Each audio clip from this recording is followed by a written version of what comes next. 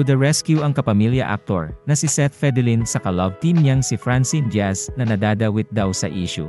Sa ex-post ni Seth nitong Biyernes, December 22, nakiusap siya na huwag daw idamay si Francine sa kung ano-anong issue.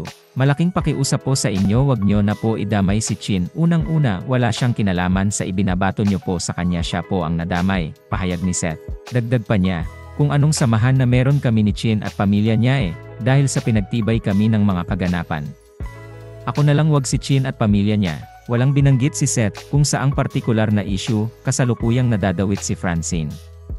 Pero kung pagbabatayan ang ilang komento ng mga netizen, tila may kinalaman ito sa dating issue kay Andrea Brillantes. Pakiusap din namin sayo sa inyong dalawa, kausapin nyo yung fans nyo, kasi sila yung unang gumagawa ng mga kalat mga fake news.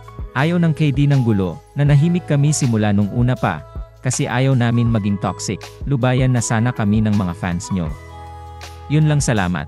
Hay, nanggigigil ako sa'yo Seth Fedlin, bakit hindi fans nyo ang pagsabihan mo, ang mismong nagsasali kay Francine sa bawat issue kay Blake. Lagi nakikisawsaw kahit wala namang kinalaman sa inyo, at kung ano-ano pa ang mga masasakit na salita binibitaw kay Blake. Narito ang mga ibang comment ng mga netizens.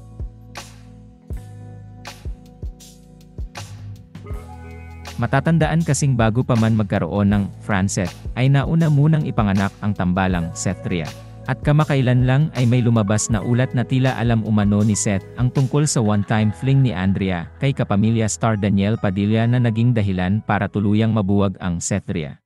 At kung bago ka pa lang sa channel ko, please pakipindot naman ang subscribe at pati na rin ang notification bell para lagi kang updated sa mga bago kong videos.